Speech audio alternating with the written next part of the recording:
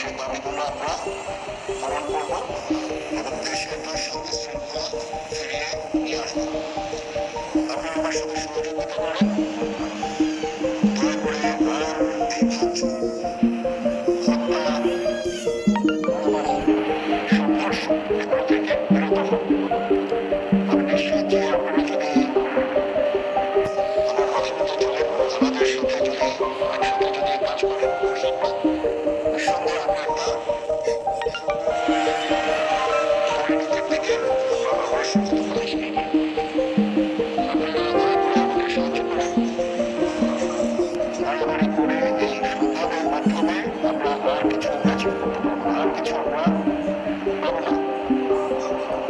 সুতরাং দয়া করে আপনারা সমস্ত ধ্বংসযজ্ঞ, সমস্ত অরাজকতা, সমস্ত সংঘর্ষ থেকে বিরত হন এবং ইনশাআল্লাহ আমরা সবাই মিলে একটা সুন্দর ভবিষ্যৎ অগ্রসর হব। প্রতিটা হত্যার বিচার করা হবে, প্রতিটা অন্যায়ের বিচার হবে। আমরা আজকে সুন্দরভাবে কথা বলেছি, সমস্ত দলের প্রধান প্রধান দলের নেতারা এখানে উপস্থিত ছিলেন। ওনাদের ইনভাইট করেছিলাম এখানে, ওনারা খুবই নাইস অফ দেম যে ওনারা এসেছেন। আমরা একটা সুন্দর আলোচনা করেছি এবং এই আলোচনাটা হবে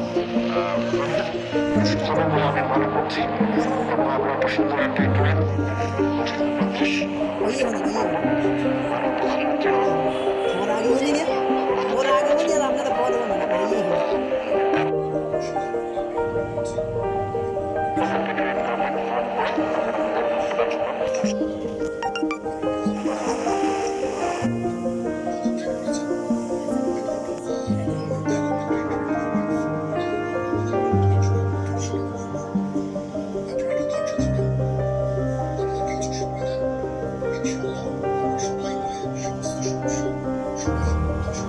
আপনারা একটু ধৈর্য ধরেন, আমাদের কিছু সময় দেন। ইনশাআল্লাহ আমরা সবাই মিলে এই সমস্ত সমস্যার সমাধান করতে সক্ষম হব।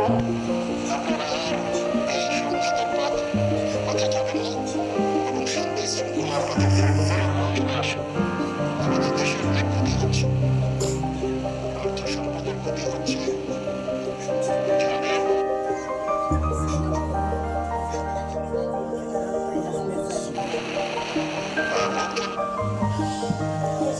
দেশের পেবে না, আর দেশের পেবে না, আর দেশ আইতে পারবে না। এখন আইলে কি মাথা পড়বে আন্দাই, হ্যাঁ মাথা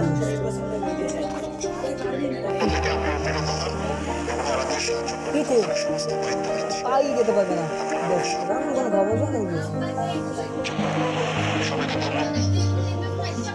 দেখ কালকে দিয়ে কালকে মেলা করে নি দেখ।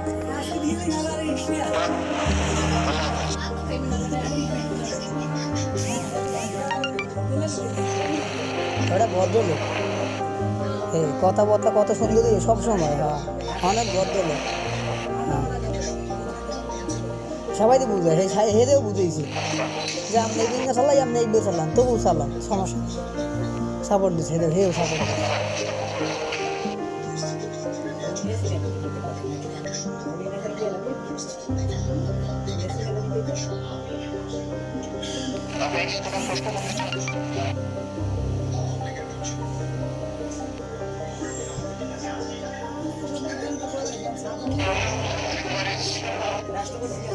হ্যাঁ ইঙ্গিত বলার কাজ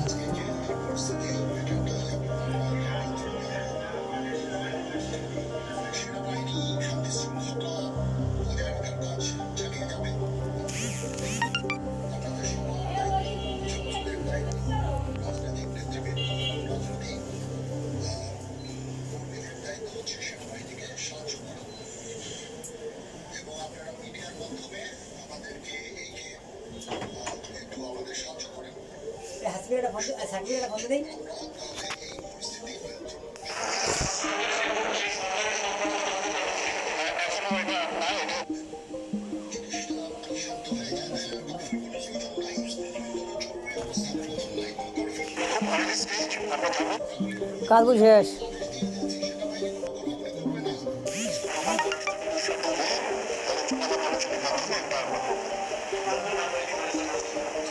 এখানে জামাতের আমির ছিলেন, আমাদের বিএনপির শীর্ষস্থানীয় নেতৃবৃন্দ এখানে ছিলেন, জাতীয় পার্টির নেতৃস্থানীয় নেতৃবৃন্দ এখানে ছিলেন, সুশীল সমাজ এবং এখানে ডক্টর আসিফ নজরুল উনি নিজেও ছিলেন এখানে, এবং উনি আমার সামনেই উনি সমস্ত ছাত্রদেরকে একটা সুন্দর বার্তা দিয়েছেন, এবং আমি আশা করি যে ছাত্ররা সে বার্তা শুনে ওনার কথা আমাকে সবার শ্রদ্ধা করেন, ছাত্ররা শ্রদ্ধা করেন, ওনার এই বার্তা শুনে তারা এই পরিস্থিতি নিয়ন্ত্রণে নিয়ে চলে আসবে এবং আমরা একটা সুন্দর একটা এগিয়ে যাবো ইনশাআল্লাহ।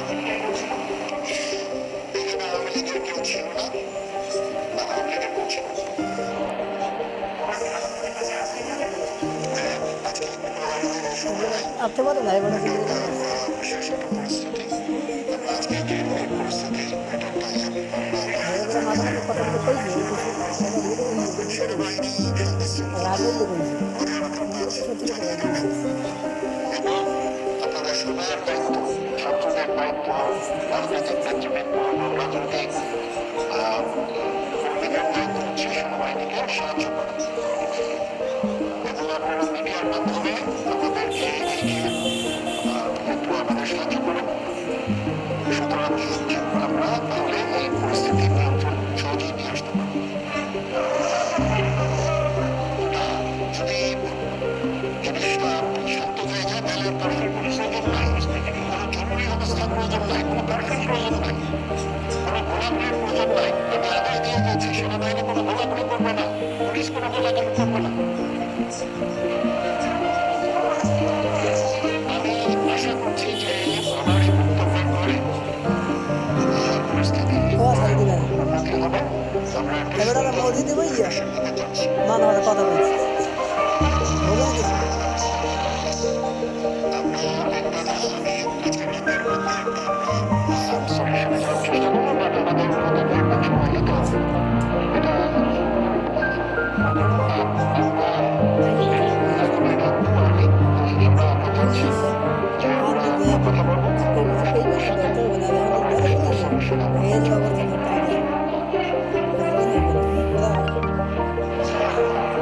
পরিস্থিতি ছিল খুব সংরক্ষণ ছিল, আমি অনেকে পেয়েছি, অনেকেই আমি বলেছি সবাই প্রধান রাজনৈতিক দলের সমস্ত নেতৃস্থানীয় তাদের সাথে আমি কথা বলেছি এবং আমাদের এই প্রস্তাবে আমরা আলোচনা করতে সবাই এটাতে ছিলেন, এখানে জামাতের আমির ছিলেন, তারপরে আসিফ নজরুল ছিলেন।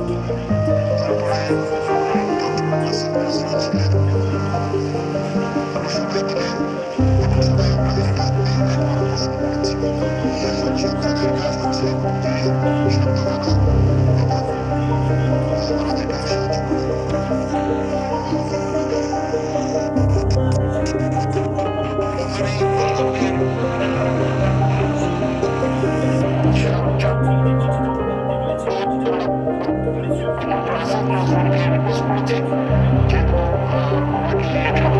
শ্রদ্ধা করেন এবং উনিও একটা সুন্দর একটা ভিডিও মেসেজ উনি দিয়েছেন ছাত্রদের জন্য। আমি আশা করবো যে ওই ভিডিও মেসেজটা কাজে হাত হবে, কাজ দিবে, এইভাবে আমরা কাজ করবো। সবাই ভালো থাকেন, সবাই ভালো থাকেন, সবাইকে ধন্যবাদ। এখানে আপনারা যত প্রশ্ন করতে থাকবেন আমাকে দেরি করাবেন। It's too early. আমরা কাজ করছি, আমাদের একটু কাজ করতে দেন, একটু সময় দেন, আমরা একটা সলিউশনের মধ্যে আপনারা সবাই যারা আন্দোলনরত যারা ছাত্ররা আছেন, আন্দোলনরত যত লোকজন আছেন দয়া করে ঘরে ফিরে যান। সবাই ভালো থাকেন, আল্লাহ আমাদের মঙ্গল করুক। আল্লাহ হাফিজ।